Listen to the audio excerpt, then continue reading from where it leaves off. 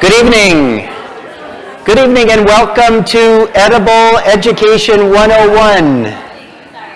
It's our 5th class meeting.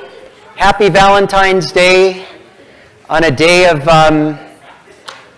what should be joy and love. We've got a lot of trauma happening again in the world, so this is a kind of a refuge, this class, to immerse ourselves in the rise and future of the food movement. We've got a really stirring class for you tonight.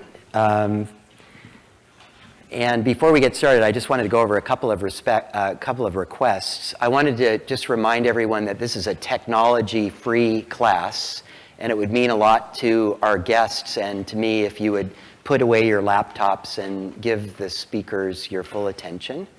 Second is, we'd really appreciate the enrolled students to come and sit and fill up the lower part of the theater. So if you're hanging out in the upper atmosphere up there, we'd really love it for you to come. It just makes for a more kind of connected conversation. And then finally, I wanted to remind you that the first paper is going to be due on March 7th. If you check the syllabus, there is a rubric, and the final rubric will be actually very similar to the one you see there. We're going to refine it a little bit to reflect some of the specific content that we've shared so far this year. But if you want to kind of get started thinking on the main problem, you can delve into the syllabus now. And that'll be due on March 7th. And I think it's due at like 11:59 p.m. And given the university's protocol, if you turn it in late, like a minute late, it's late.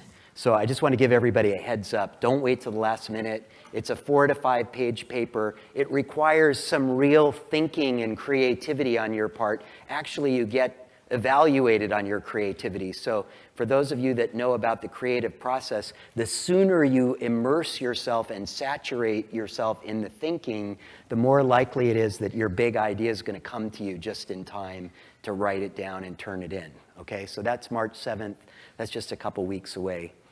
I also wanted to let you know that Ella, who spoke up, I think early in the semester, she asked, I think Alice Waters, she said, you know, how do we take this kind of values that we're talking about and make it real for students? And she's begun to communicate that with you, and I invited her to just make an announcement today. So Ella, take it away. You got the floor for a second. I can't get the mic off the stand, but can you hear me okay? Yeah. Okay, great. All right, hi everyone, my name is Ella Smith. I'm an undergraduate student in this class with all of you. And kind of Go to the mic and say it. The mic will pick you up even though, you just talk loud. The class can hear you, but now the people at home can hear you too, okay? Got you. So I'm a undergraduate student here, and something that I've been really interested in exploring is kind of the concepts that we're exploring in this class, like how do you be an enlightened eater, but then also kind of tying it into some of my questions and some of the other things we're now exploring in this class is acknowledging that college students have constraints on time, on money, and on other habits. So I'm kind of at this point where I've been talking to a lot of people, I've been thinking about it a lot on my own, but I would really love to get a group together, perhaps on a Wednesday, and I was actually thinking about sometime on next Wednesday, to just get a group of us together to just talk about this idea. I would love to hear what ideas you have, or if you're just interested in talking about this more in depth, to just stop by on Wednesday. We don't have a time set up yet, but if you send me an email, my email is right up there. It's esmithca@berkeley.edu. Just maybe let me know what your availability is, and I can go off of that and find a time for all of us to meet. Fantastic. 30 seconds was perfect. Thanks, Ella. That takes a lot of courage to get up in front of the class. Way to go. And tonight it's going to be a real honor to have a very special panel of really thoughtful and provocative voices talking to us about how really news and opinion shapes this food debate. And we've got 3 amazing people joining Naomi Starkman. I'm going to let Naomi introduce them in just a few minutes. But before we get going, I was thinking a lot. I was reflecting on the last couple of classes. I was thinking about this call to defining our personal values, and I was thinking about the Berkeley Haas values. I know some of you are Berkeley Haas undergrads and graduate students, and others of you are coming from other schools at the University of California at Berkeley. But Haas actually went to the step of defining the defining principles that we go by. And I wanted to share them with you if you're not familiar with them, but there's 4 of them. 1 is question the status quo. 2 is confidence without attitude. 3rd is students always. And 4th is beyond yourself. And I was thinking about all the speakers that we've had to date and how really they exude all of those principles. I was thinking about Dan Barber last week and really kind of how humble he was. You know, it struck me, it was interesting. He just showed us pictures of like the farm and the vegetables.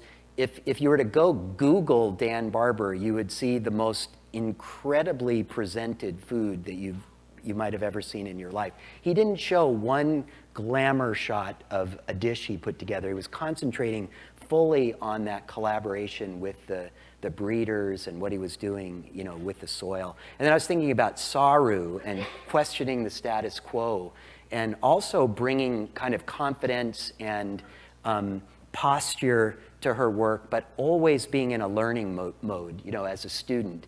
And then really everyone that's come to the class is thinking about their own actions beyond themselves. So I just wanted to kind of reiterate this objective of this course, is to get clear about your own values and also share the Berkeley Haas values, and then see, you know, use that as a lens when people are talking to you, if you can discern what values they're bringing to their projection of their perspective of the food system.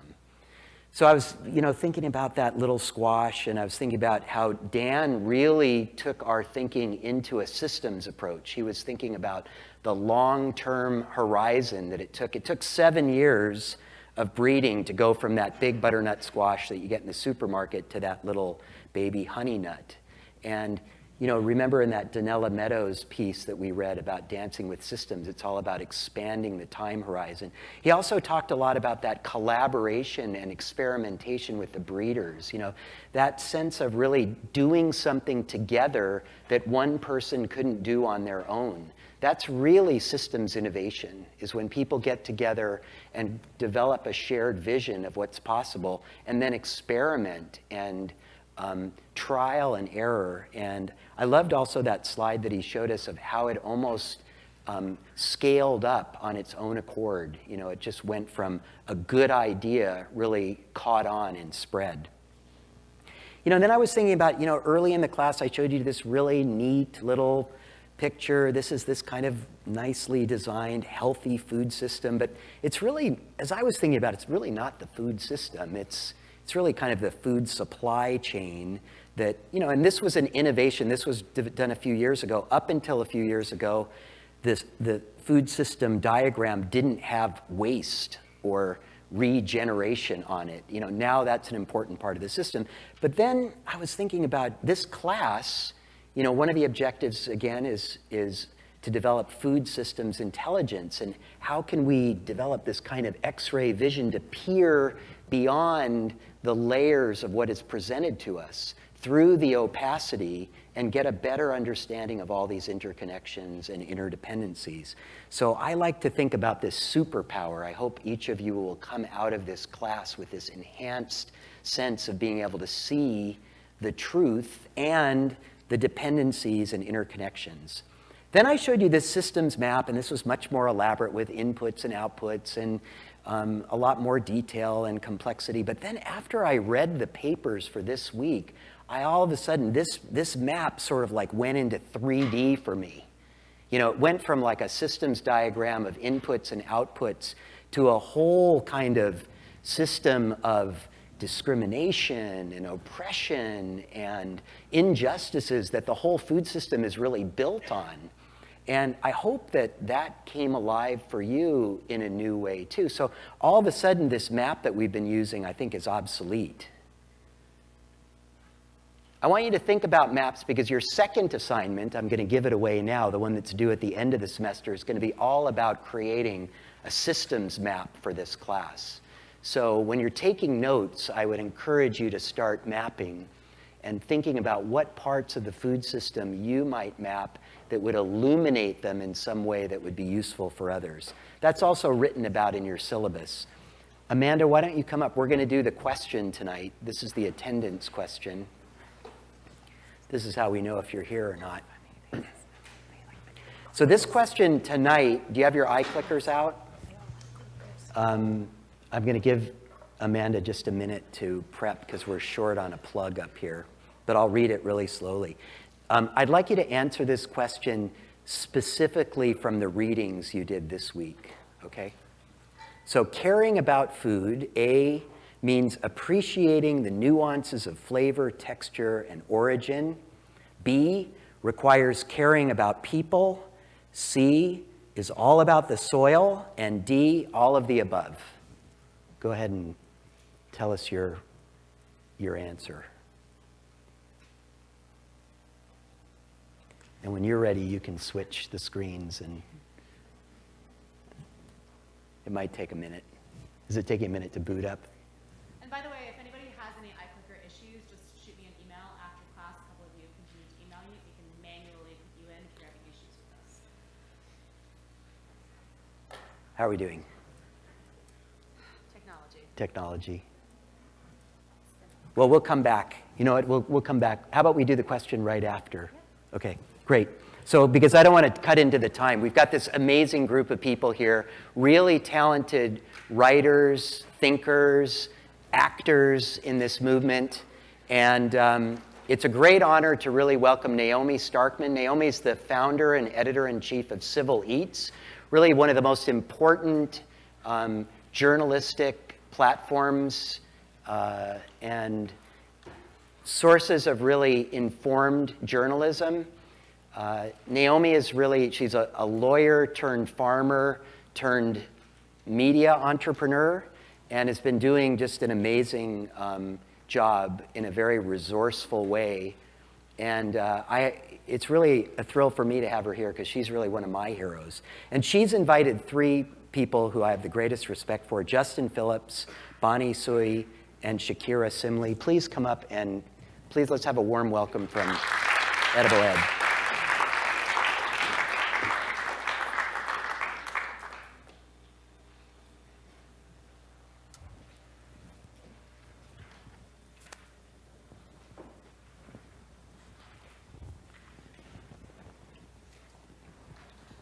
Okay, can you all hear me?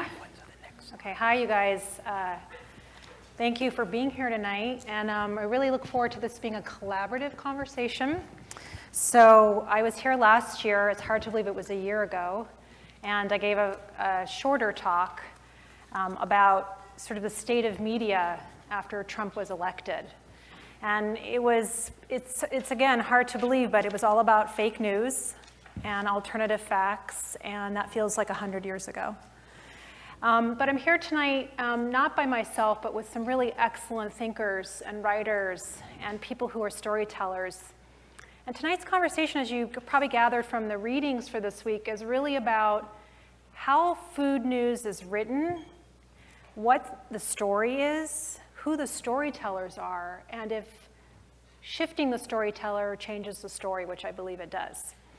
So just by way of background, and then I'll introduce all of our co-speakers tonight, I am Naomi Starkman. I'm the co-founder and editor-in-chief of Civil Eats. Civil Eats is a daily news source. We've been around since 2009, and we won the James Beard Foundation's Publication of the Year in 2014. I was a Knight Fellow at Stanford in 2015, trying to innovate on a very disruptive media business. And so I've written, and we'll talk a lot about tonight, that media and the food system are two sides of a broken coin. Media is broken, there is no business model, and the food system is broken. And as a result, we're getting junk food, and we're getting junk journalism. So a lot of our conversation tonight will be about what can we do about both? How do we become enlightened eaters, enlightened readers, people who care, not just about what we're putting in our stomachs, but also what we're putting in our brains and our minds, and how that helps us be better in the world for all. So I'd love to just take an opportunity to introduce some amazing people who are sitting next to me. These people are really among sort of the cream of the crop of thinkers and writers. Justin Phillips has been writing about food stories for a long time now at the Chronicle. He joined them in the fall of 2016. And he's been publishing some pretty incredible exposés about the restaurant industry, if you guys have been following his reporting. He also did an incredible job yesterday reporting about Taylor Farms. We'll talk a little bit about that reporting with him. And he's done some pretty explosive exposés on the specialty coffee community as well. And he's looked a lot at race and segregation within the local restaurant workforce. Justin also, amazingly, on top of all of that, runs the Inside Scoop, which is the Chronicle's blog that's devoted to restaurant and dining news. And here's the amazing thing about Justin. Before this, he did something entirely different. He served as the city industry and gaming reporter for the American Press in Lake Charles, Louisiana. And there he covered the growth and transformation of Southwest Louisiana's multi-billion-dollar energy sector. So we're going to talk a lot about how you go from covering energy to food and what that looks like. What stories are similar, what stories are different. Shakira Simley is a writer, community organizer, and recovering New Yorker, although I have to argue with that. Having lived in New York for a long time myself, I don't know that you ever do recover. She was a 2017 fellow for the Stone Barns Center for Food and Ag, and she was a former community director for By-Right Community of Markets and its family of businesses. She's also the co-founder of Nourish Resist, a multiracial organizing collaborative dedicated to using food spaces and people as tools for collective resistance. She currently works for the city and county of San Francisco, leading community and economic development in the city's Bayview Hunter Point neighborhood. And we'll talk a little bit about that work as well. Bonnie Tsu is a longtime contributor to the New York Times and the author of American Chinatown, which was the winner of the Asian Pacific American Award for Literature and a San Francisco Chronicle bestseller. And her work has appeared in California Sunday, The Atlantic, and TheNewYorker.com. So just a round of applause for our guests.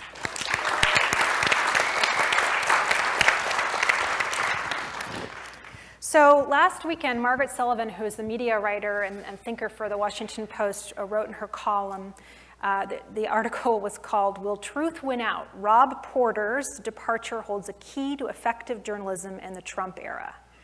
And she wrote, and I'll quote her, quote, "We have a president who attacks civic norms, lies with impunity, and is not adequately held in check by Congress.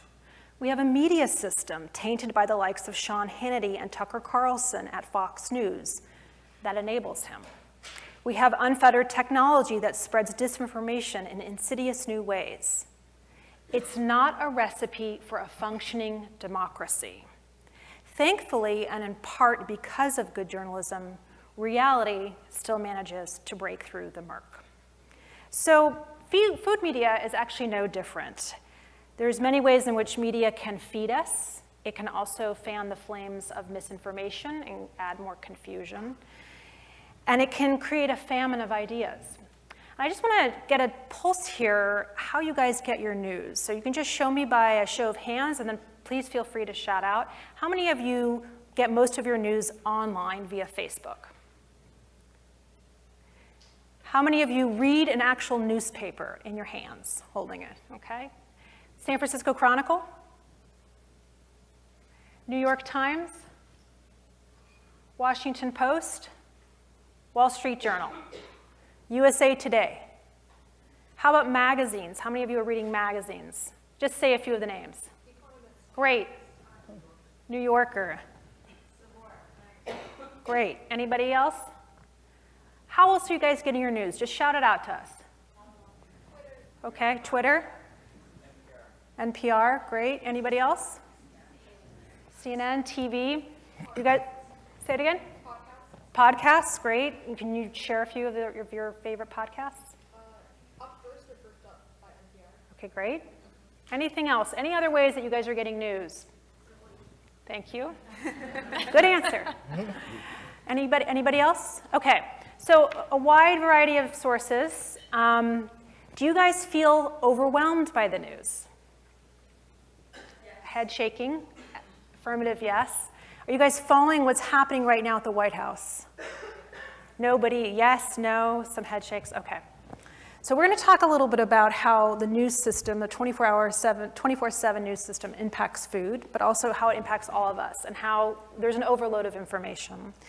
I'm trusting that you all read this week's assignments, and I want to talk with our guests a little bit about that. But before we even sort of get into the assignments, I just want each of us to sort of talk a little bit about our work. And I want to just start with you, Justin, a little bit about how you came to be a food writer. We were just talking about his story yesterday about Taylor Farms and how he even found that story and what constitutes a story for you, because you're actually looking at dining news, like what's opening and what's closing and what chef is doing what, but you're also pushing the Chronicle quite impressively to deepen its coverage around issues around access and affordability and who's at the table and who's not. Yeah, well, thank you. Before we get started on that, I have to say, Bonnie and I talked about this. There's an impressive number of young people here on Valentine's Day. I thought this place was going to be empty. This is very impressive, so cool. So my job with the Chronicle is in part an industry reporter, and the other part is I'm a blogger. So if you hear about restaurants opening or closing, or a big chef has a project in the works, or there's a bar opening, odds are that I've had to write about it, or luckily I've broken that story, and then we keep it going from there. And so part of that takes a lot of like networking and kind of meeting chefs and doing these small bit stories and trying to keep the pulse of the industry in the Bay Area. Then the other part is, as a reporter, is me stepping back and examining that. And so that's where stories about politics in restaurants come up, or me talking about race and segregation in the kitchen. The idea with this position is to use the blogging aspect to create content for my bigger pieces. And so it's kind of worked out so far. How many stories would you say you're writing a month? Oh, goodness. So usually a day I'll do like 2 or 3 blog posts, and then a week I'll try to have a big story, 1 or 2. So it's, I don't know, say 5 big stories a month, and then you try to do 12 smaller scoop posts a day to talk about the industry. It's a lot. Like you have to feed, it's part of a news cycle, so. And how are you finding your sources and your stories? So part of that is doing the blogging, is like going out, actually talking to chefs, finding places that are opening, hearing the whispers and rumors and chasing those down, and you build up sources that way. And those sources, once they get comfortable with you and want to talk to you, that leads into your bigger industry stories. And so for me, Naomi brought up a story about Taylor Farms, which there were 16 former employees that were suing the company for discrimination and harassment. They were all African-American employees. And I was actually tipped off to that story because of another story that I had done about sexual harassment. And so somebody that was involved with that touched base with me and said, hey, you should look into this. I heard from one of the plaintiffs in that case, and it just went from there. So the idea is there's a whole lot of strings as a journalist. And so for me, it's, there's a duality to it. There's blogging and there's big picture stories, and they all kind of connect. How was it for you to come to the Bay Area as, a relative outsider to the food scene and be in this really preeminent, newspaper that cares so much about food and covering the food scene for the Chronicle? I thought it was annoying at first. I thought it was like, I think the Bay Area can take itself a little too seriously when it comes to restaurants. And being a Southerner, I was like, wow, this is really surprising. But, it's a very nuanced food scene. There's so many layers to it, and you can dive into it and find interesting stories. You don't have to stay surface level. And I've enjoyed that. Like, it takes a lot of exploring to really understand the types of restaurants that are out here. You hear a lot of stories if you keep listening, if you talk to the right people. It's just a really deep food scene here. And once I got past the surface level of it, I was like, this is pretty cool, and it's built some great stories. And I do want to commend you for really pushing the Chronicle to do some really great full feature-length stories on issues that have, heretofore not been covered by the Chronicle. And the whole team has just been doing an amazing job on covering sexual harassment in the restaurant industry. Tara Dugan and others really kind of following stories in the East Bay and in San Francisco in the coffee industry. You guys have really been on that. So yeah, it used to be a thing where the food sections of newspapers, and I think we're the biggest one in the country, used to just be pretty pictures and kind of recipes and just really easy things to read, digest on a Sunday. Our section kind of pushes to have uncomfortable conversations. We want our stories to be front page. We want our stories to be national conversations. We want to identify trends that are happening or talk about issues and be upfront about them. And sometimes that means looking at these really big companies, these really big brands that are really popular, and trying to find stories within them. So Naomi brought up, does anyone drink 4-barrel coffee? Oh, okay, well. Wow. Yeah, so you drink 4-barrel? Oh, do you have it right now? No. Oh, okay. What does it say on the coffee mug?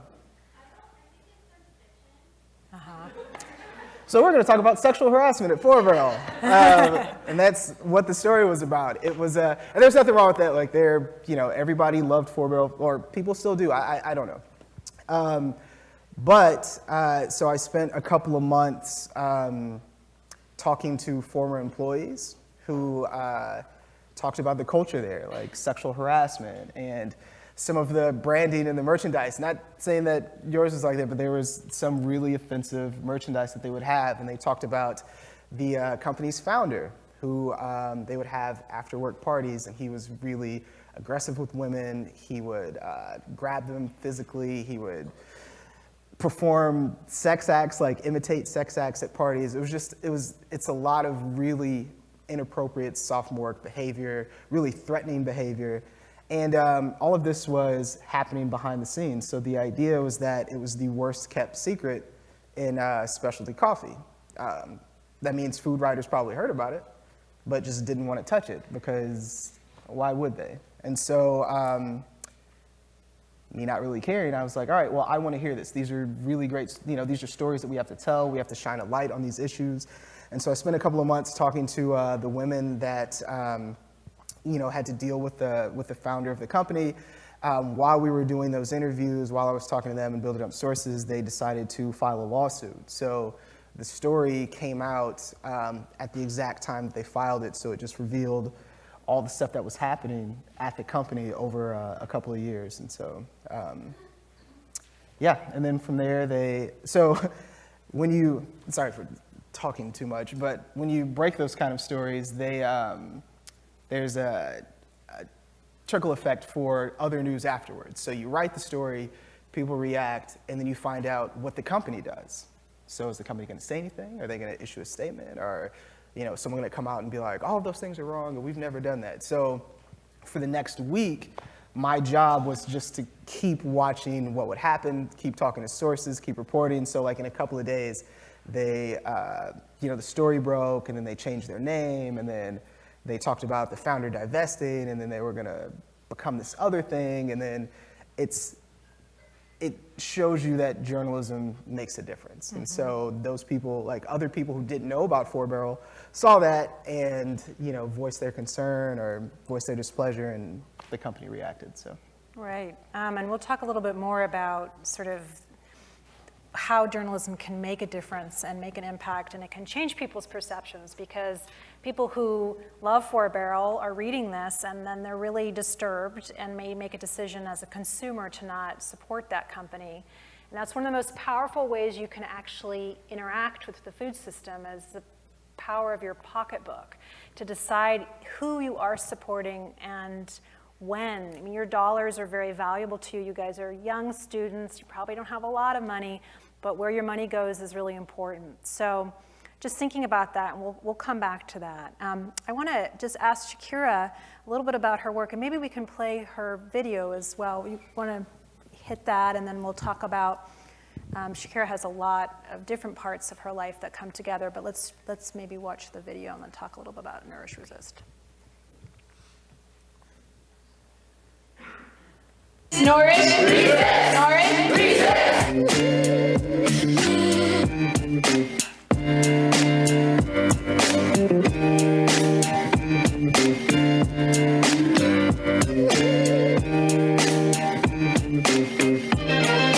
You know, baby.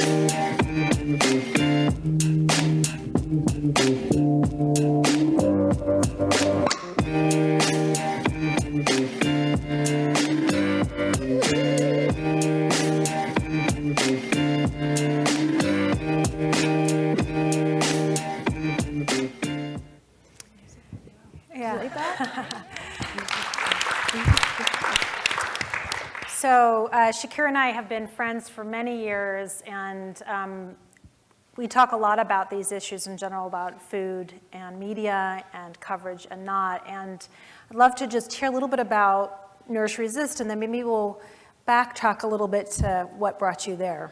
Great. So first things first, I want to ask everyone here, raise your hand if you participated in an act of civil disobedience or resistance in the past 6 months. The past year? 2 years? 5 years? Okay. How many of you, that was one of maybe the first times you've done something like that? Raise your hand. How did that make you feel? Seeing some thumbs up. Some thumbs up. How did it make you feel? We're having a conversation. I don't bite. Empowered. Empowered. Anyone else? Someone over there. Did anyone feel scared? You can be uncomfortable and also liberating. Is that So just repeat. So uncomfortable, but also liberating. Got it. So I think in the past, I'd say, year, we've seen a lot of folks participating in resistance. It's almost become trendy or cool. And that was really interesting to me because I come from a family where that wasn't sort of a trend. It was for survival, so specifically survival by any means necessary, because my grandmother was a Black Panther in Harlem during the 1970s and 80s. So, I think, forming Nourish Resist, that came out of a group of women and feminine-identified people in our living rooms. We all worked in the food industry, and some of the issues that Justin was writing about and seeing that splashed on the front page of the Chronicle was stuff that we were talking about for years prior, but in the safety of our own kitchen tables, and providing nourishing bowls of whatever we could cook, because we're bakers and jam makers and general managers and coffee roasters. And also providing safe space for women and also for people of color. And we wanted to create that space and do that for more folks who may be feeling the same way that we were doing, given the current political context. And after the election, after the presidential election in 2016, we decided to kind of pool our resources together and say, hey, we've already been meeting, we've already been providing a safe space. It sounds like our community needs it too. Let's go to food spaces and recreate that feeling for our folks. I've been a trained organizer since I was 19 years old. At Penn, I was trained by the Midwest Academy in Jobs with Justice, the national division. And I wanted to take those tools that I had learned and had been using for so long and provide them in a safe space. So myself and my co-conspirators, who are amazing women in the food industry, decided to go to the most democratic food space we could think of, which was a high school cafeteria. Right? Who's eaten at a high school cafeteria? Raise your hand. Everybody. Everyone has eaten at a high school cafeteria. And I had been doing a lot of work in Mission High School through my work at Byright, and had a really good relationship with the youth there who were part of urban agriculture class, and also an amazing principal. So key point for organizers, you need good allies. High school principals can be amazing allies. And also lunch ladies who were very kind to let us use their space. And we decided to put on a meal for 125 folks over inauguration weekend. And for our events, we wanted to do two things. We want to nourish you, so feed you really well, right? So like I said, we're farmers, we're artisans, we're bakers, we work for your friendly local grocery store. We want to make sure we're feeding our community culturally appropriate, good, delicious food. And then for the second part, we wanted to teach you how to resist. And that was some of the workshops that you saw that happened on site. So Know Your Rights, we had a youth power building session, protest art, and Civics 101. And that's kind of the format at all of our events that have happened over the past year have taken, right? You come in, you break bread, you meet your community, and it's action-oriented. I want you to leave with something and build your capacity, so you leave with a full belly, full heart, but ready kind of to face the day. And not also rely on the work and emotional labor of brown and black people to do the work for you, white people. Maybe we haven't gotten to that part of the talk yet, but so, which was great. So we had this really amazing intersectional dinners. We also, right after that, we had love letters to legislators, where we would encourage folks to write letters to their local, state, and federal legislators. It was actually around Valentine's Day this year, last year. And you could write your letters with honey or vinegar. And because of these events, we're able to send 500 letters in support of California sanctuary law, which just passed this past January. So I just wanted to help create a space using the tools that were immediately available to me, leveraging my community, reaching beyond myself, connecting to folks who had things to give, right? A little bit of fundraising, and it was incredible. And we were able to do that again this past January for MLK Day with Reclaiming Refuge, in which we talked about what it means to create sanctuary and how we can do better to make sure we're protecting vulnerable communities of color. So that's kind of Nourish, Resist, and what we're doing. It's kind of this amorphous thing. It's not like a certified nonprofit or anything like that. We kind of like it that way. And we're just looking for more opportunities over the next year to figure out how we can continue creating those safe, nourishing, capacity building spaces over the dinner table. So that's slice of my life. And Justin and I met there actually, and I go to a lot of food events and a lot of conferences and talks, and it was actually one of the most productive, most useful amount of time I had spent. And it was really incredible to see these practical outcomes for these young people who felt empowered and left with tools, learning what it means to say what your rights are. There were lawyers there who were helping people, giving them what they need to know if they were to be arrested, or, it was really, really powerful. And the food was delicious, and I did feel nourished, and I was ready for resistance after that. I want to just segue a little bit into your writing, which is part of your storytelling. And while you are somebody who's been a community organizer, both at your university, but also in the community in San Francisco, and now in this very high-profile position for the city, you have written and you have had a platform, and we read some of your stories for tonight. I want to just hear from you about that piece, about why that's important for you, why the writing is important for the work that you do. Thank you. I think first things first, my writing is a bit different than Justin's or Bonnie's, and I think there's space for all of us and all of our voices. My writing is for me to take a step back and reflect on things that I know and see and understand and have worked with, given my multiple intersectional identities. And I have mostly written at the intersection of like race, food, gender, and injustice. And I think one of the most powerful pieces of writing that actually took me a long, long time to write, I could never write like 12 stories in a week. Like, it takes me so much longer. But when I get there, I think it's really good, was an essay I wrote for an amazing book written by my friend Julia Turshin called Feed the Resistance.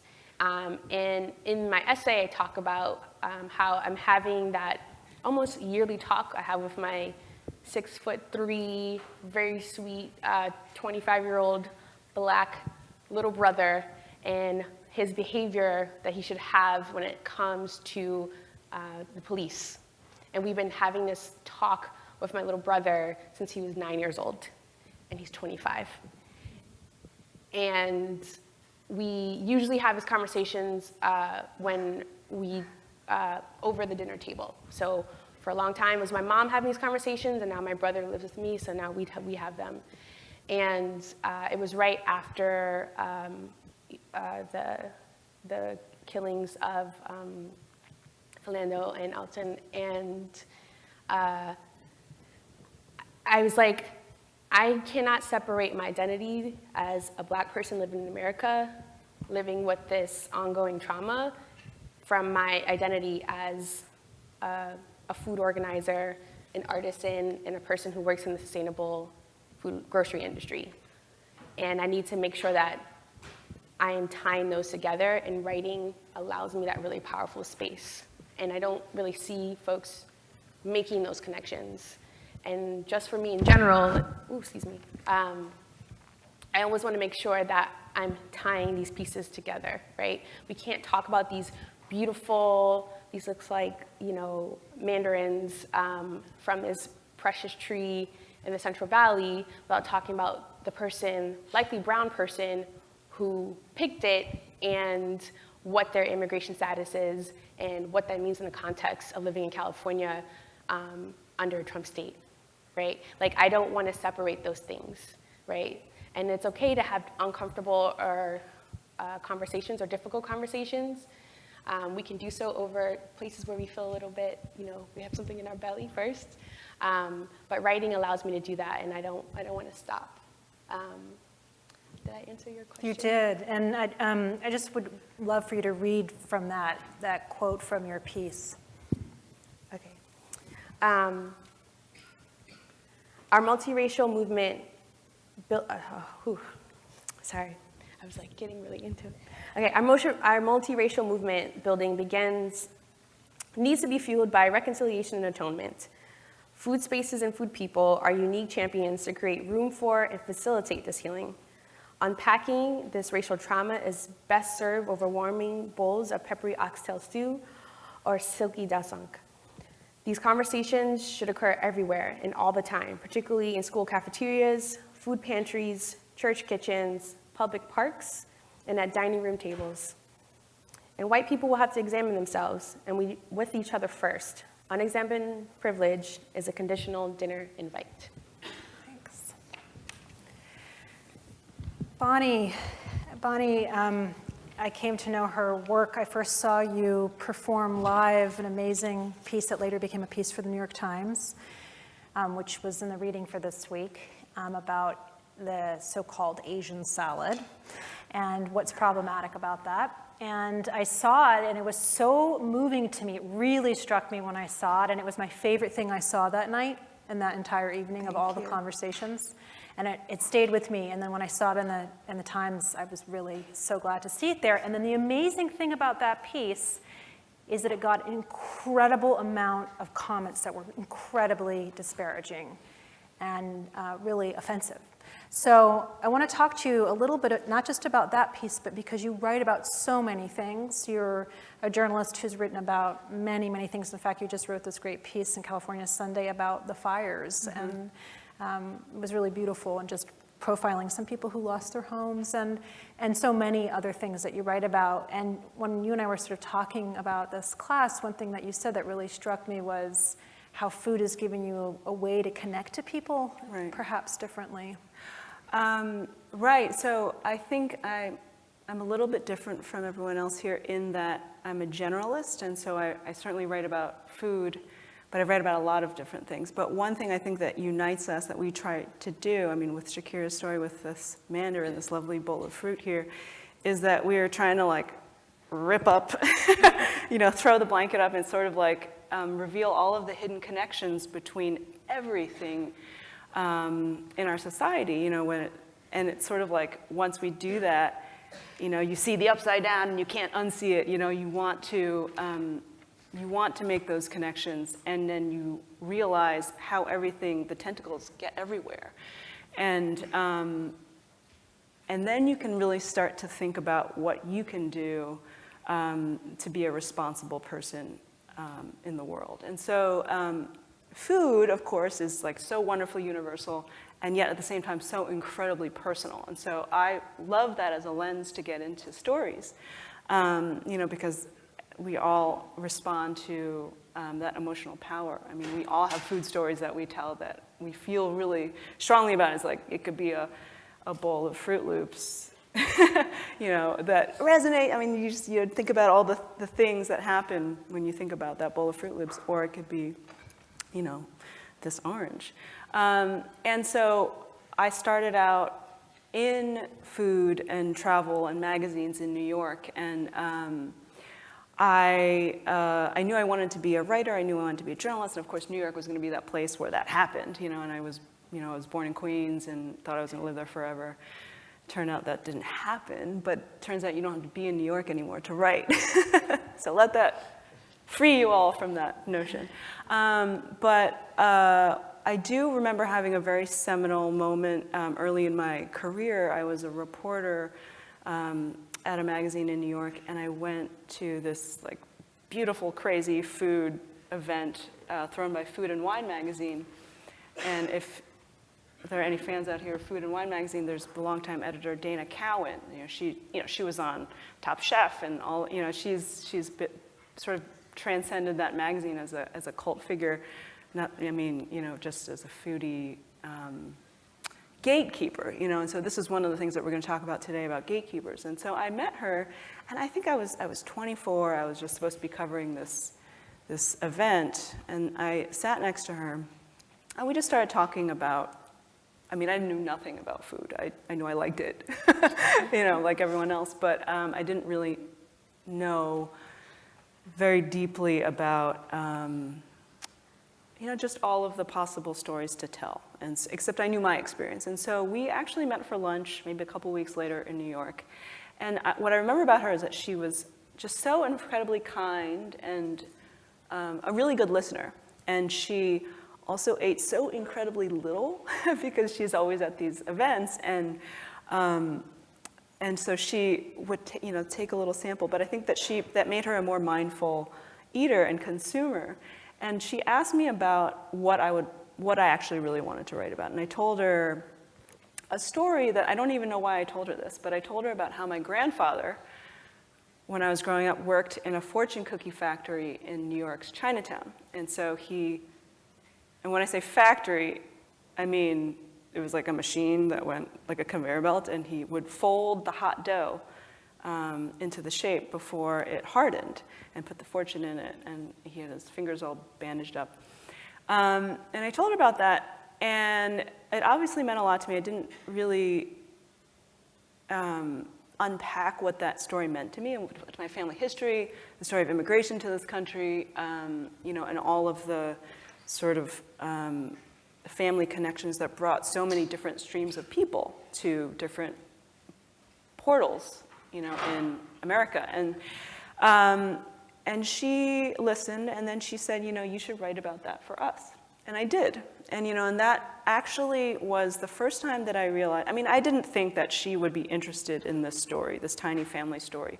But to her credit, she was very for someone who had so much power as a gatekeeper in the food writing world, you know, she was attentive to those little stories and the stories of people she was not accustomed to hearing or seeing or meeting. And so that actually grew, you know, many years later into this book I wrote, American Chinatown. And so that was sort of a long way of explaining that I see these little connections. And that book, you know, it has the story of my grandfather coming to the US and working in this factory, but it also is a story of labor organization. It's a story about restaurant workers in Chinatown. It's a story of, you know, what a neighborhood means to a whole, you know, the next generations of people who come from, Americans who come from those immigrants, and the stories we tell ourselves. And so that was sort of my introduction to what it could mean. And tell us a little bit about what happened around writing this story about the Asian salad. What was your experience with that? I always had this really, this discomfort with Asian salads, and I started trying to think about why that was. You know, you see them, I mean, it seems innocuous, like on first blush, it's just Asian salad, and you sort of, it's a general shorthand for, you know, cabbage, sesame oil, and those canned oranges that, I don't know why. Oh, and like those fried noodles, maybe. Oh, and chicken chunks that could be grilled, could be marinated, whatever. And I just thought, like, what? Okay, so they could call it, I mean, nothing about, first I just wanted to then unpack, is there any actual legitimate food history behind it? So in this essay, I kind of like do a little digging, and there's some sort of really interesting trails to follow there, but like nothing that was like, you know, in China, they didn't really eat raw vegetables like that, like a salad for,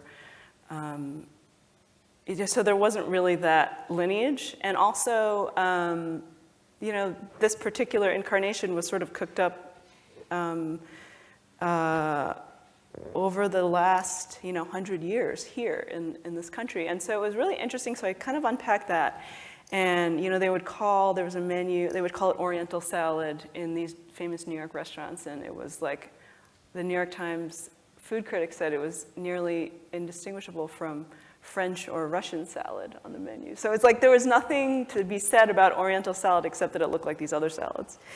And then I just thought about, well, so the modern, what we understand it to be is this, this wholly concocted thing, which is fine, but we could also call it, you know, sesame chicken salad, or, I mean, why does it have to be, you know, and I sort of asked questions about that, and I asked questions about, you know, what we're trying to do when we present a menu, when Applebee's presents a menu item that's, you know, Oriental chop salad or whatever.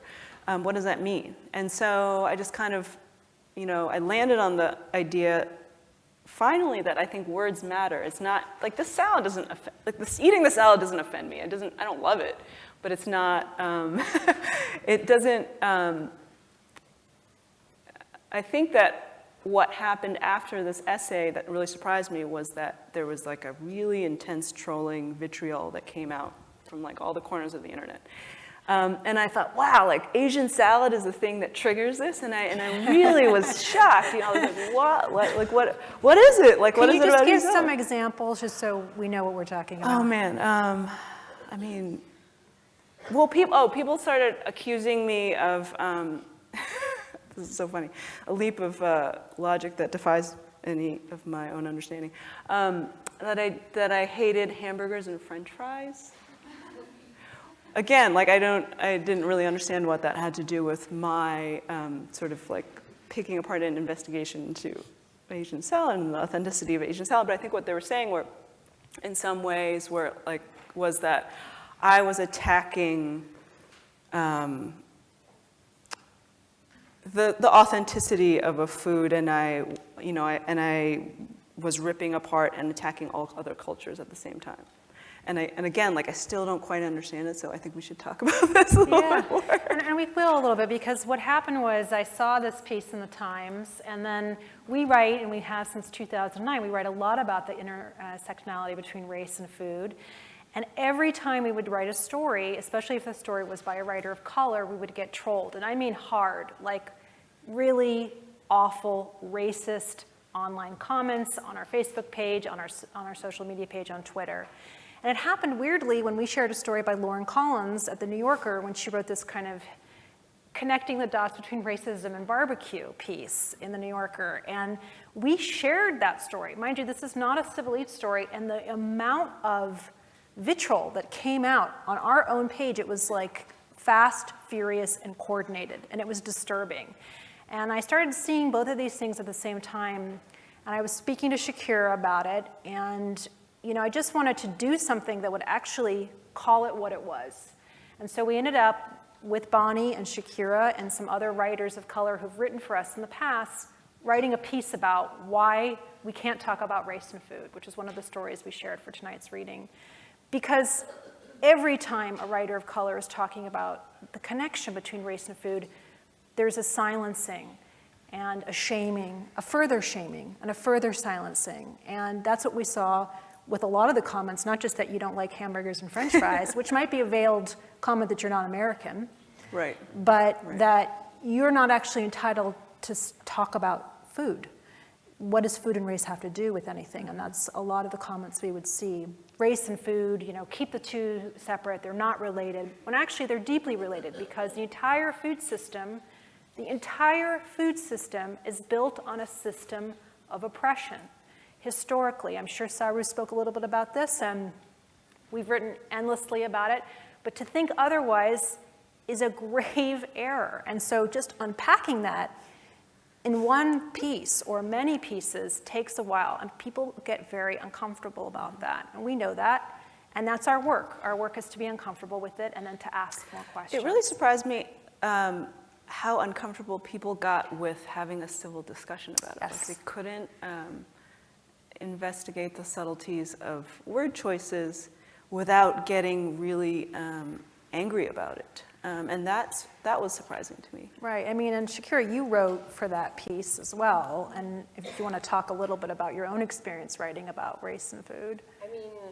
In that piece, I unpack, which I'm sure you both have seen this, is, folks of color who write about food and race have this double, triple burden. You have to, you're often maybe sometimes even pigeonholed to write about those topics, even if you do care about them and they're important. When you do write about them, you are often attacked or silenced in some really scary ways. And people attack you, not just your writing, which I'm fine with, you can say I'm a shitty writer, that's fine, but your personhood and your identity, your gender, your family, just because you're talking about, hey, don't culturally appropriate this recipe. And then the last thing is, and then you also have to always be on guard and calling out other people and their BS when it comes to write about issues of race and food. And it's we're tired, I just want to be a writer, but you don't have that space or that luxury. And which I think makes it even more important that we have, we say a groundswell with North Resist of, writers of color telling their stories from just, restaurant news to stories in the New York Times to essays, books, magazines, podcasts, and creating as much media as possible. We need to make sure that we're, how do I say this? Mainstreaming us, right? That we're not tokenized, and make sure that we can tell the stories that we want to tell, and we need our white allies to step up and make sure that we're not always being attacked and silenced when we do tell these stories. It's extremely important, and that can happen in editing rooms, that can happen in civil online discourse, that can happen if you are in charge of a publication and you're trying to get the next crop of amazing media creators I'm hopeful about this, but it's ugly. And sometimes it's very small corrections, right? So that can be pointed out but are illuminating. I saw this tweet by Roy Choi, the chef, the other day that I kind of wanted to read to you guys. It really struck me. He said, I've been reading a lot of food journalism lately, and maybe it's time to drop the precursor country to American when identifying any brown chef who is clearly American. I mean, we don't say Irish, Italian, Dutch, German, Slavic writer when referring to you. Can we try changing? So like and it's true. I mean, you just think it's such a simple change, or it's a simple pointing out of this fact. Like we see a lot of, Korean American chef Roy Choi, right? Or and it like the hyphen, it makes him less than American, I guess is what he's pointing out, when they're clearly American chefs. And so pointing out that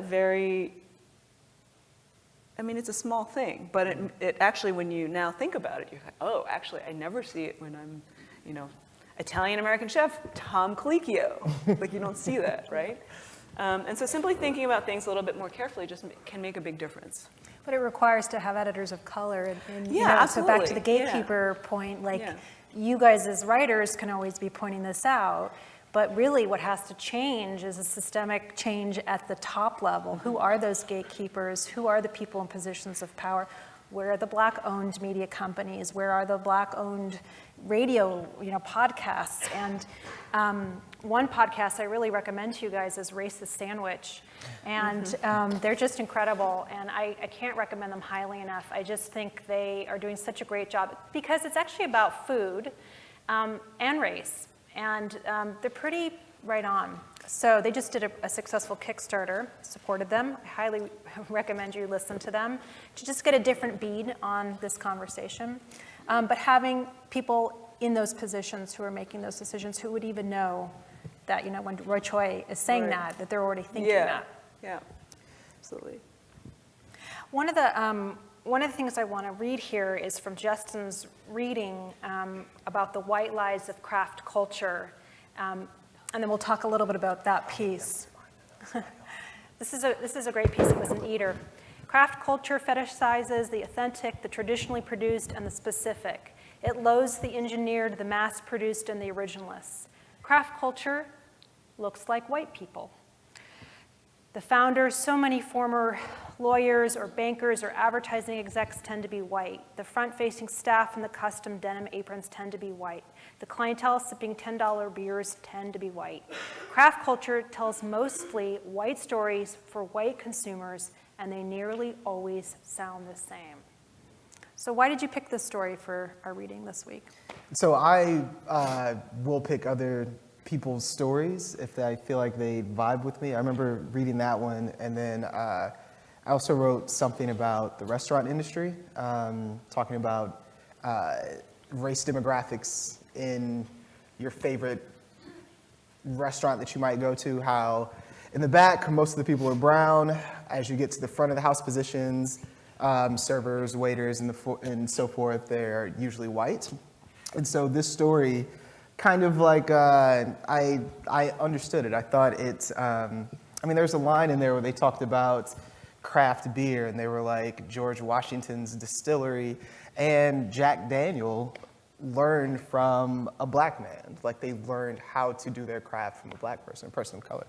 And so, it's these kind of stories that might not be fun for some people who just want food and beer and all they're hanging out to be easy, but they're really informative. And so, I just wanted to share it because it inspired me a bit in some of the stuff I was doing. Bonnie, you selected a great piece by Chef Andrea Roysing, who's at the Lantern Restaurant in North Carolina. And I just want to read this quote from it. It was on NPR, The Salt, their blog. Inequality does not affect our food system. Our food system is built on inequality and requires it to function. The components of this inequality, racism, lack of access to capital, exploitation, land loss, nutritional and health disparities, and communities of color, to name some, are tightly connected. Our nearly 20-year food obsession with chefs has neither expanded access to high-quality food nor improved nutrition in low-income neighborhoods. Only an honest look at how food gets to the table in the US can begin to unwind these connections. Food workers, as members of both the largest and lowest paid US workforce, are in a unique position to lead these conversations. Many of us have already helped incubate policy change or wage equality, organic certification, and the humane treatment of animals, but a simpler and maybe even more powerful way we can be catalysts for real change in the food system is to simply tell the stories of who we are. I just want to share this with you guys because last year I went to go speak to a large group of people. It was probably about 750 people in Utah at the University of Utah at the Natural History Museum. And it was sort of a talk about 10 years since Omnivore's Dilemma, since Michael Pollan wrote that book. And the question was, what's changed in the food movement in the last 10 years?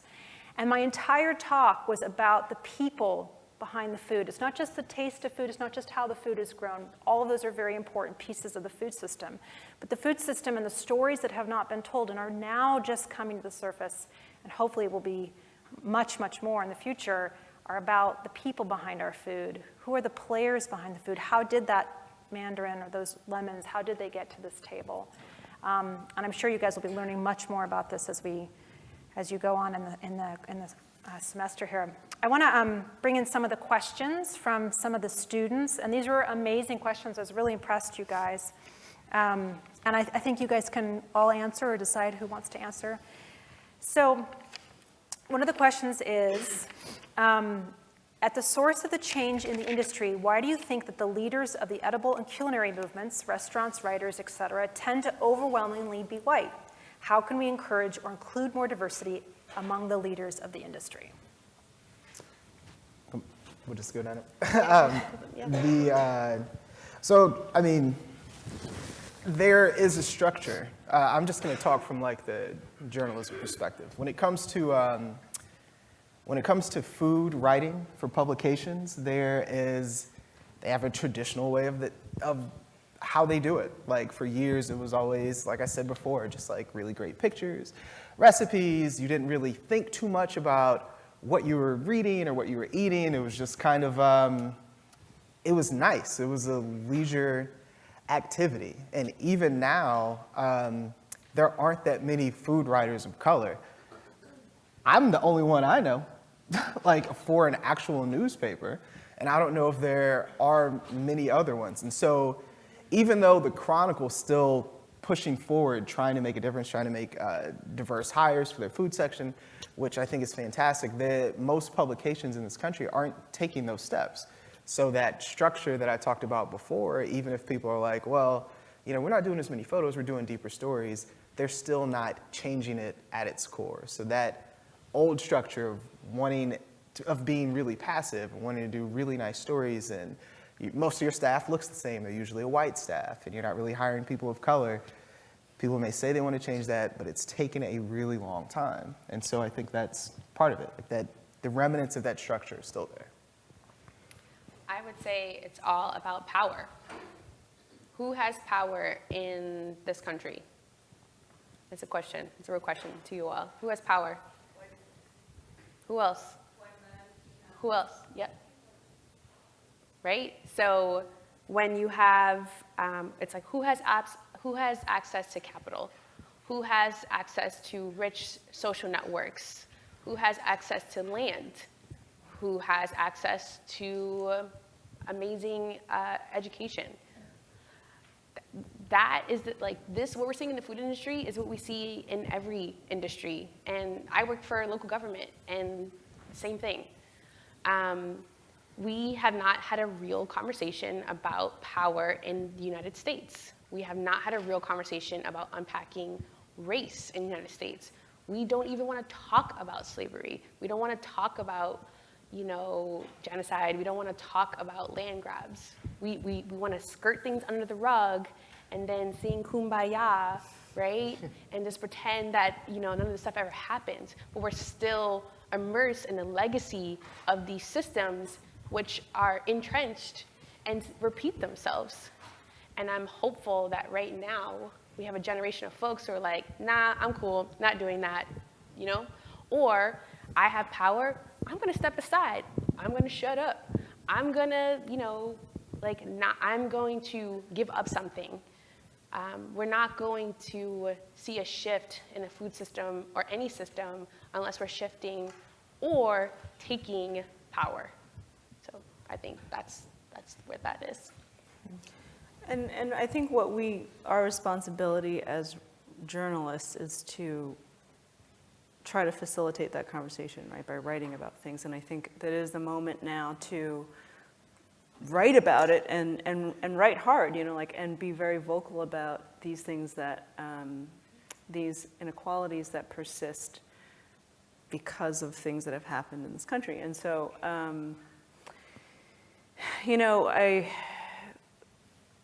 this sort of feeds into a little bit of what we're talking about with like the just glut of our media diets. Like there's so much to read, and there's too much to read, and we don't read the same things. And many times we're consuming just absolutely, parallel, divergent streams of information. And so that makes it a real challenge. And so as much as possible, we try to reach different audiences with our work. But that also means like trying to engage audiences that you're not, that aren't your given audience. And so I think that's one thing that we have to try to do.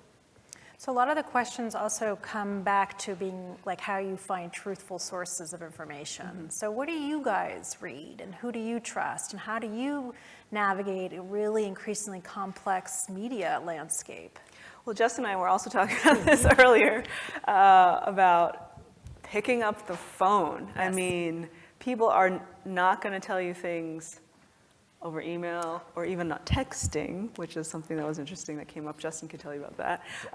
But they're going to tell you stuff on the phone. And so, I mean, online sources, like it's like this echo chamber, right? You can trace like the same quote back to one false place where it happened, but it's because it's been like replicated. This fractal, it's a fiction that just has then permeates, and might as well be true. So, I mean, for us when we're reporting things, like we have to basically pick up the phone and call those sources directly and find out as much as possible from those people. I mean, I can't tell you how many times I have read a quote and thought, oh, maybe, okay, so that seems accurate. Mm-hmm. And then I keep seeing it over and over again. And then I finally find out why, there's like some error in transcription or like a misattribution to like the context. And then suddenly that person is saying something totally different. Uh-huh. And so, so that's one way, of course, I think we have to do it. Are there people in here that actually want to be journalists for a magazine or be writers of some sort? You guys can raise your hands, like actually show them. So a few people. Just a few. Yeah, so that's part of it. I mean, you can take that whole idea of finding the truth of a statement. You can use that in regular life. Like, instead of believing something that someone told you 3 people removed from a situation, you might want to find out from that actual individual. And so the same thing goes from whether you're writing about politics or whether you're writing about food. I might hear something, because the food industry is very gossipy, especially in the Bay Area. So I might hear something like, oh, wow, I didn't know that happened to so-and-so chef. And instead of, which there are publications that might just write based on the gossip, I might reach out to the chef and find out, like, hey, I heard this. And their reaction might be, what the hell are you talking about? That's crazy. But still, the point is to find out the truth. So when it comes to news that I pay attention to, and oftentimes this is, I don't know how you guys feel about this, but usually when it comes to mainstream news, like really loud voices, individual voices, are usually the ones that I don't listen to. But I will look at local news a lot. I will look at reporters that I trust. Being in journalism, you start finding out people that do really good work. But yeah, you just have to be really discerning with what you pay attention to. And with media sort of imploding and all these local newspapers closing or losing so many, especially in the Bay Area, and all the alternative weeklies, we're losing a lot of the voices. So, I mean, as journalists, we can ask these questions and we're going to dig until we find an answer. And maybe the quote ends up being completely an opposite. But what about students and the average public consumer, like how are they supposed to know whether the quote is true or not? That's also passing in the moment in social media. Do any of you guys watch John Oliver, his show? So there are people that watch that.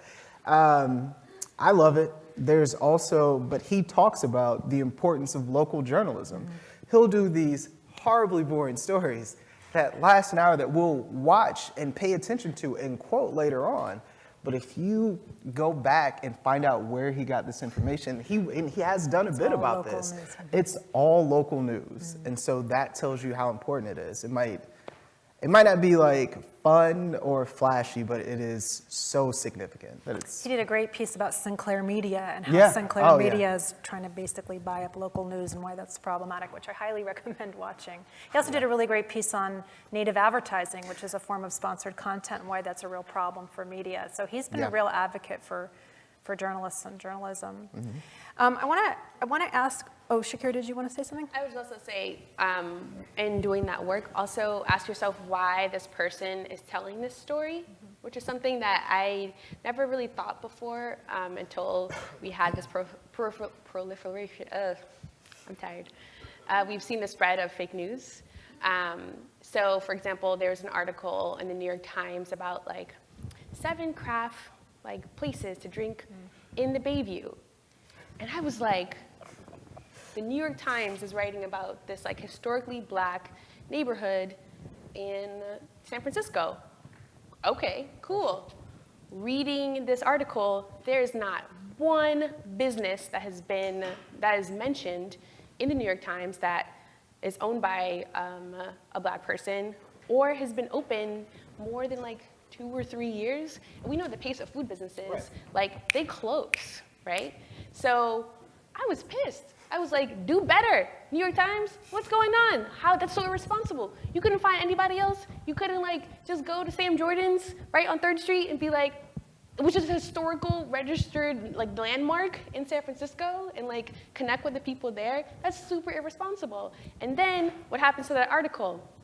Developers, private developers, or folks on Craigslist are like, ooh, this apartment building is located next to the 7 craft businesses as noted in the New York Times. That stuff is really pernicious and really disturbing, and we have to be careful. And as a writer, when you are going outside of your comfort zone or exploring other places, you should do your due diligence, and that's what good journalism does. You take your time, you find the stories, you get them on the phone, you do as much research as you can, and you maybe check your bias or privilege and your lens and why you're telling that story. And I just think that's so important right now. Oh, yeah. And there's some folks who are doing that so well, and that's the people that I read. I fall in love with a writer, and I just try to follow them and support them. So. Yeah, and I would just add to that, ask a lot of questions. One thing we really try to do is not do a hot take, but we may not have the answer, but just ask questions and pose them, and be comfortable with the nuance. So there's 2 interesting questions here. They're pretty similar, and they're about cultural appropriation. So one is, especially in America, chefs often draw inspiration from many different cultures to create interesting dishes. Where do you draw the line between positive mixing of food cultures and cultural appropriation? And the second, what efforts can we make as eaters to elevate cuisines that are authentic to their original cultures to the same acclaim as their interpretations, which have been whitewashed, especially because of the association with whiteness is often which is what allows a price premium to be justified. I think the answer is connected to what Shakira just said. It's acknowledgement and respect, and also acknowledging when you do what you do and what you don't know, right? So you can say, I'm inspired by X cuisine. I went there, I took 2 trips there, and I really want to use this ingredient, I really want to find out more. I don't know that much. And so, and then you invite, a conversation about, wouldn't you want to find out more deeply about an ingredient when you're using it in your cooking? It seems like that's what a good chef should be doing. And of course, being honest about, this is not traditional by any means, or I'm not claiming anything. And I think that says a lot. I mean, you're trying to make something new. I think that everybody wants to do that. Any artist wants to do that. And you rely on history and tradition, and you make it something new. But to acknowledge those sources, it's like when you're writing a paper, or you acknowledge your sources. You don't say that you invented the whole thing. I think this conversation really blew up in the mainstream. Do you guys remember this burrito place in Portland? Did you hear about this as well? Oh, wow. All right. There's a burrito place in Portland a while back that was owned by these two white women, really young women. They'd gone to Mexico, I think. And they saw some women making, I think, tortillas from scratch. And they were like, oh, man, it's so cool. And they came back and opened like this little pop-up burrito shop. And everything would have been fine with that. Then they did an interview. And people asked them, like, so how'd you come across this idea? They told some, like, really, they didn't realize it, but wildly offensive story about how they had watched some Latin American woman, like, through a window, and one of the girls was quoted as saying, like, I spoke to her in this horrible broken Spanish, and I wanted to find out where she found it, but they wouldn't tell us. And then they, like, watched her and stole the recipe and came back and started doing it. They said this in an interview. And so, of course, people are like, there's your example of appropriation. There's no respect for it. If so many things could have been done differently to make that okay, but if you're looking for your basic, what ignited this conversation, I mean, it's been going on for a really long time, but the first real mainstream story that I remember that got a lot of people talking was two young women in Portland making burritos. Yeah, I mean, there was also a radio interview with the Sporkful with Dan Pashman and Rick Bayless, and there was an event afterwards, and we wrote about it afterwards. Kathy Irway wrote it for us about cultural appropriation, who gets to call food an ethnic food, and then there's been a lot of reporting also like why what does ethnic food even mean? What does that term even mean? And is that even the right word? One of the interesting questions as a follow-up to that is, how do you kind of balance the minority voices in food without resulting in this sort of tokenization, as you said? Like there's this balancing between finding the voices, writing about the topics, and informing at the same time. So that's a tension that you all, I think, have probably faced.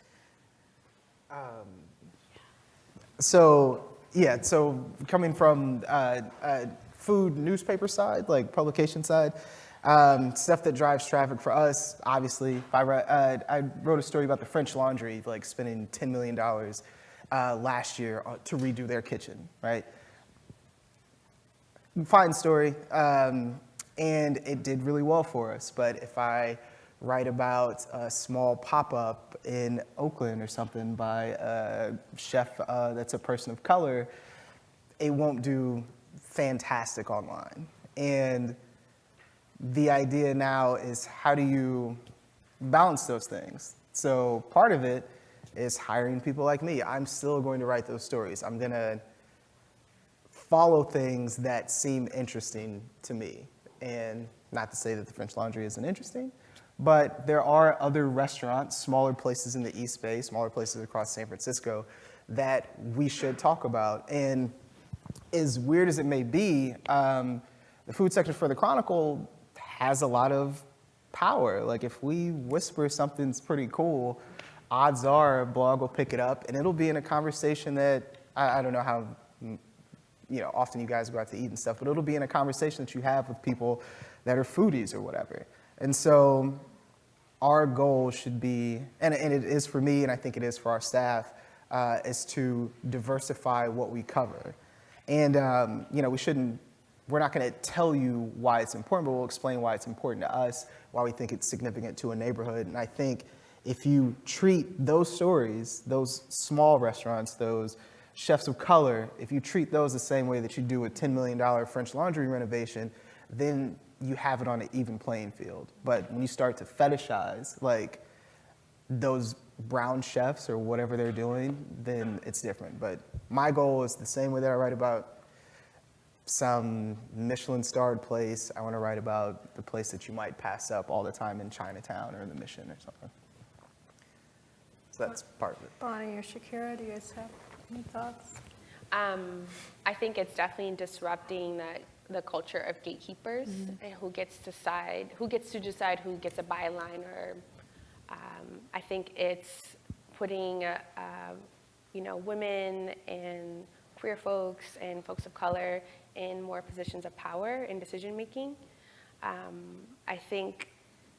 I also think I'm seeing a reclamation on behalf of all different types of folks, reconnecting with their cultures and their moms and their grandmas and their grandpas and their uncles about their own food culture, which is really exciting to me. And it's cool to see in the States, I think we are more adventurous eaters and more open. And that's exciting, and we should continue doing that. I also think millennials are particularly keen on that. We're the most diverse, most queer, most progressive, most educated generation that there's been. We're also one of the most, we don't have much money, or there's a lot of struggles with that. And I think within this generation, we're going to start to see some of those changes. But y'all have to write. Please write. Please start creating media. Maybe you're getting pressure from your parents that you should be a lawyer, like my mom did. We had a big fight about it when I was like 20. And it all works out. It's fine. She's proud of me now. And maybe it's not the most traditional. I'm still here. Hi, Mom. Maybe it's not the most traditional route, and maybe we're being sold on a set of goods on what we have to be in order to be successful. But I think we're now in an economy where we have to hustle. You can't do just one thing and be good at just one thing. And I think taking advantage of these opportunities to create media in different spaces is also really important. So, for example, not a lot of folks raise their hand about reading newspapers, but how many of you read BuzzFeed? Raise your hand. Exactly. How many of you read Medium? Read things on Medium, right? So there are spaces where our own storytelling is already happening, and we're creating our own stories on our own terms. And I just would really like to see folks continue to do that, particularly with this generation. Do we have a few minutes for questions? Yeah? You guys have any questions? I have a question. Yes. Do you think it's possible to thrive in this day and age? I was just so struck by this feedback, the vitriol you talk about on social media. Is there an alternative to Facebook, Twitter, Google? Can you get your message out without them, or are we just completely like... You mean like large platforms that share news stories? Yeah, like those that I named. Yeah, well, one thing that we'll always say is just go straight to the website. You guys could always get subscriptions to the Chronicle. Go straight to the Chronicle. Yeah, go straight to the Chronicle. We had to website. say that, Jeff. Of course. I have to plug my office. But I've just been thinking about this. I mean, personally, one of the things we've been trying to do here in this class and also at Haas, we try to think like, how do you think about every time you spend a penny or $1 or $10, it's like an asset allocation of your values. So you can think about how you eat, like what car sharing service you ride in. If you don't like the practices of the company, there happens to be an alternative. You don't have to use that one. You can take that app off your phone. I don't, with everything that's happened in the last year since you were here and all, now I just read the New York Times to see what's on Twitter. Yeah. I don't have to be on Twitter. I'm not on Twitter anymore. I'm not on Facebook anymore. Yeah. Can I still, if I want to like get my word out there, what do I do?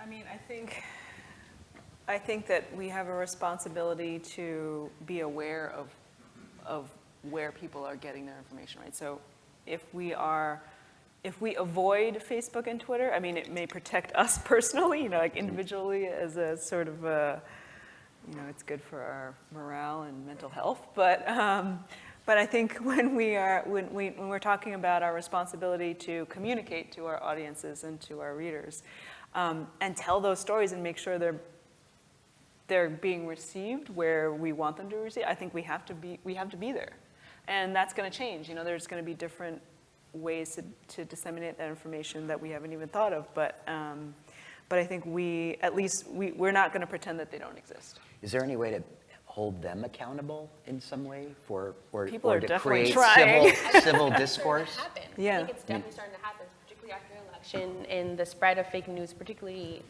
on Facebook. Yeah. And I think a lot of these businesses are kind of having a moment and kind of like a crisis. Like, what did we do? What did we create? Facebook is definitely having a come to Jesus And moment. yeah, and how do I don't want my kids exposed to this. What did I, and I think it's important to have those conversations. And I think certain media models are starting to do that, like turning off commenting, right? Yeah. Like Or some turning them on, though, now. Or some, I mean, I don't want to crush civil discourse, but I also just want to not read with like Joe Schmo has to say in like Indiana about this person. I just want to just like read the article itself, which maybe just reading print, right? Not having your eyes in front of a screen all the time. The reason I think we've lost the art of like reading a newspaper because there's no like algorithms to that, right? And it was laid out in a way that was purposeful to get like to have you absorb the news and understand it. And I don't want that to be lost, but. That's a great point. And I think, I hate to be negative about it, but I don't think there's any way to shield yourself from that news that we talk about. But the difference now is that there are young people who care about finding the truth, who care about finding, the news that they know that matters and reading the things that matter, which is why we can have events like this, which is why we have a turnout like this. And so I don't think we'll be able to shield ourselves from that kind of news, but I'm encouraged that people want to find good journalism. And that's going to become increasingly important with voting. Exactly. I mean, the New York Times led their front page today with talking about how already organized forces are infiltrating the next election. Right? Yeah. Shakira's events. I wrote about one of her events and met, I can't remember the young woman's name, but I ended up writing I thought you were about to say her name. Sorry. Oh, Damaris? Yes. Yeah. And I was telling, we were talking in the hallway, and I was like, I've never seen young people this inspired. Like when I was in high school, I cared about stuff, but I mean, I would care about stuff the way high school kids did back then, which was technically not caring, I guess. And so, but Damaris was unbelievable and extremely passionate, and I talked to her for 5 minutes and wanted to run through a wall for her. And so, but she wasn't the only one. She was just so happened to be the one that I decided to write the story about. There were a bunch of her that were at that event, and that's encouraging. And that's the point, right, is to get offline and get in line with your people and actually make the community real. And so to the person, I forget her name now, was it Elle or Ella, who encouraged you as classmates to get together offline, I really recommend it. Do pick up the phone, actually talk to each other. That's what this movement is all about. Take it to the streets. Any more questions from the class? Yeah. Yeah, I have a little bit of a long question. So I work at a small grocery store that sells a variety of local products that are made by local people of color, and a lot of them are culturally specific foods. And because our store focuses primarily on selling local and organic food, that comes at a premium price that is often exclusionary to people of color and people that are low income. And as a business that can easily make changes to our storefront, I want to know if you had any thoughts on how we can best attribute cultural significance and to be able to tell the stories behind the products we sell, but manifested in our storefront. That's a fantastic question. That is a great question. That is a great Yes. question. So question for you, do you ever bring the folks who make the food into the store? Sometimes, not as often as we should, though. So I think that's number one. Do you ever have those folks serving their food directly and telling their stories directly to your customer? In the time I've been there, no. Okay. Do you ever host any sort of celebration or do any sort of signage or merchandising that would elevate those products a little bit more than maybe other ones? Yeah, actually, I'm planning on making our storefront into a kind of living classroom that does highlight those vendors. Amazing. But I want to know if you think that that's enough or if we should do more. I think you start there. Connect with the producer themselves to get them, like, they can tell their story better than you, and you need to push them a little bit, particularly in retail, to get them to tell their stories as much as possible.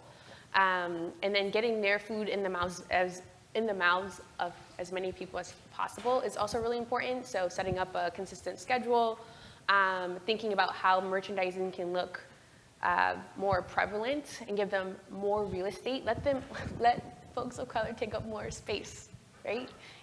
And be unapologetic about it.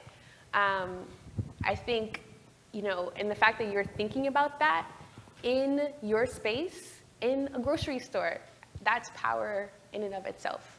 So I want to say thank you for taking the time to do that and to put them front and center. What? It's the Berkeley Student Food Collective. Oh, yeah. Could you all talk about that? There's a lot of snapping going on. What's your name? Elijah. Elijah, tell us about that. What's the classroom thing again? That was really interesting. Yeah, so at the Food Collective right now, what I'm trying to do is turn our storefront into a living classroom so that on either a bi-weekly or maybe monthly basis, we would rotate out different themes and vendors that we want to highlight. For instance, we highlight people of color, then we would want to highlight family-owned businesses. And because our storefront is small, we have to keep it kind of limited in scope so it's not too intrusive. You think we could hold edible education in there? Yeah, absolutely. We could all come in. Yeah, you should all swing by. And I'd also say get someone to write about it. Yeah. Absolutely, maybe you all could write about it.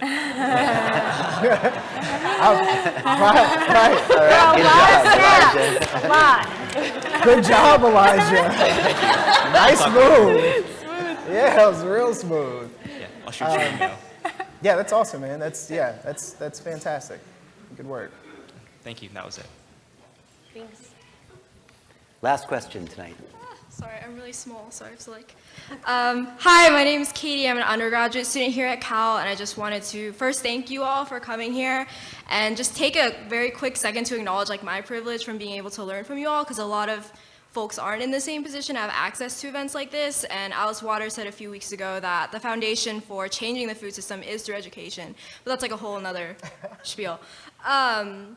Through the conversation tonight, talking about the Asian salad and the hyphen and craft culture and cultural appropriation, I'm reminded a lot about a point that Dan Barber made when he came last week about the whole idea that as Americans, it's so easy to draw from food traditions from other cultures because we don't have our own distinct food culture. We don't have our own traditions or crops to grow from, with the exception of maybe Southern cuisine. And I would just love to hear your thoughts on the implications of what that means. Is that accurate? What that means for the future of food and media? Just this idea that America doesn't have a very distinct food culture that's unique to America. Yeah. That also was a great question too. Yeah, That's a great question. So I was a fellow at the Stone Barns Center for Food and Agriculture. And we had one-on-ones with Dan Barber, the fellows, and I. There were about 10 of us. And he brought that up, and I pushed him on that question. I was like, who are you talking about when you say Americans? What do you mean by other cultures? What is this dichotomy between North and South? Is someone as a first, second, or third generation immigrant not American? And we definitely had an interesting exchange about it. And it's interesting that he brought that up again when he was here, because that to me made me feel like it's important for us to start looking within ourselves for answers, because you're talking about my culture, You're talking about Bonnie's culture. This is not, I'm tired of this like perpetual otherism that happens with American food. My food is American, your food is American. Like, why do we have to distinguish and make these and ghettoize our food and our traditions and our food ways? And another thing that I also pushed him on is who did folks learn from? That was, Black and Native and Indigenous women. A lot about sustainable agriculture, about, our recipes, about preservation, which is something that's really close to me. That knowledge came from our own history here on American soil.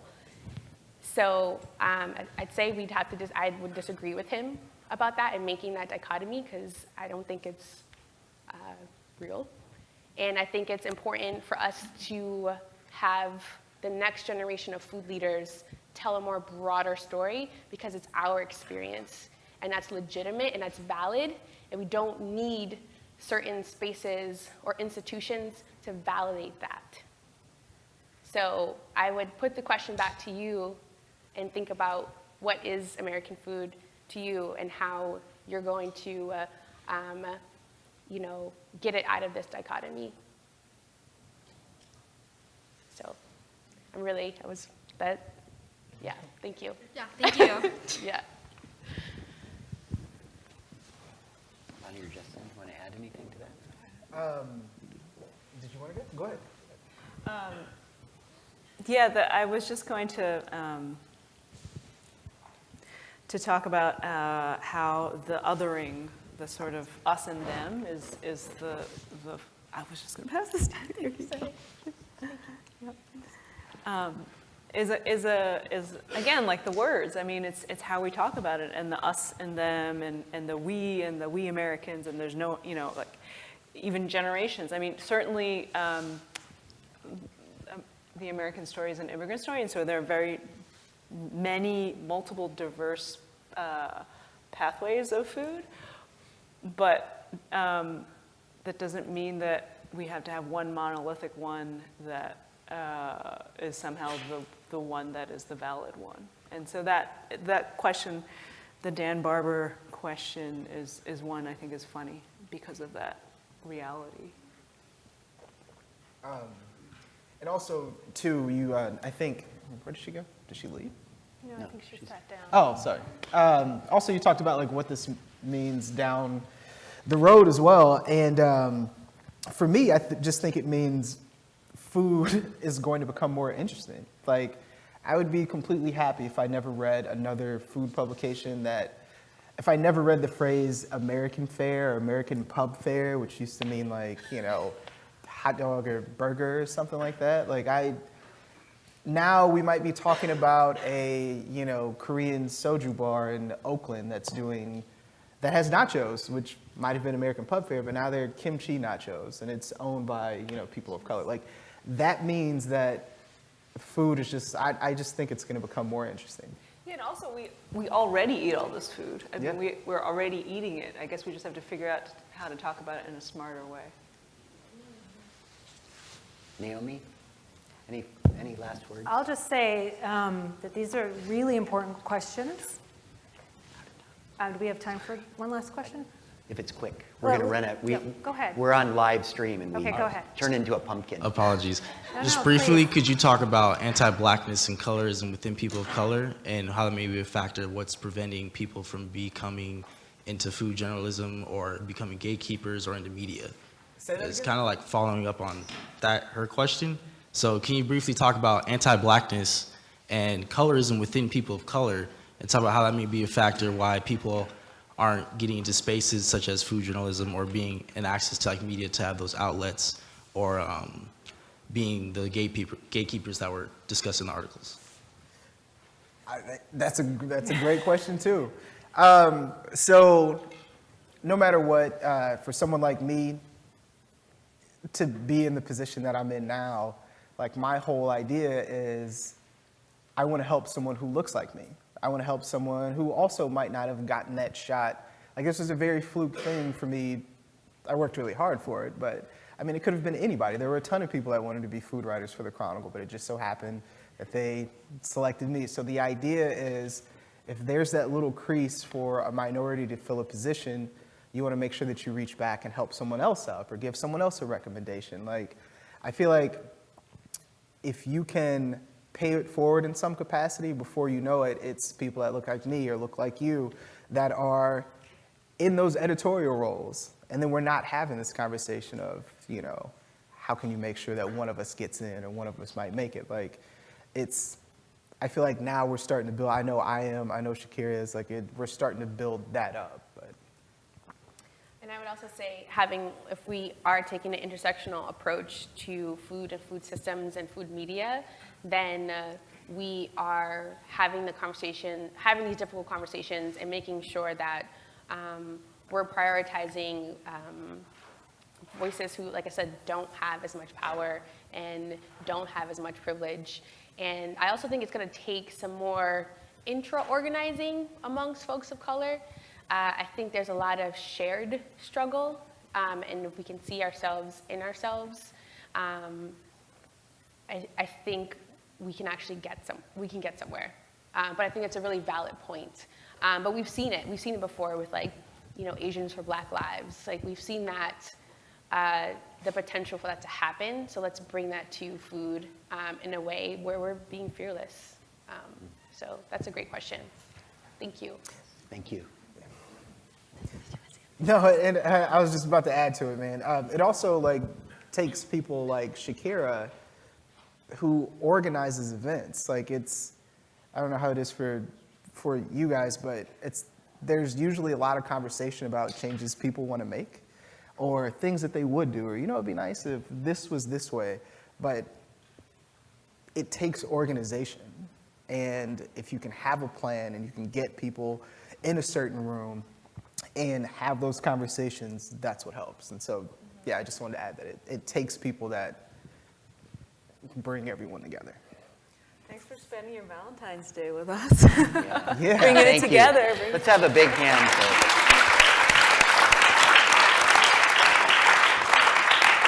And extra special thanks to Naomi for framing the evening. And also, just to remind Shakira, the first time we spoke on the phone, you told me that you were in the classroom for this class. I was. Quite a few times. And so it's a wonderful transition to have you up speaking with us. So thanks again. If you're a student, stick around for just a few minutes and we're going to do the attendance with your clicker. And be here next week. We're going to have Dr. David Katz from Yale University. He's in charge of the lifestyle medicine practice there. We're going to explore the connections between food and personal health and a lot of the research that David's done about food and its relationship to chronic disease. So have a happy Valentine's Day. See you next week.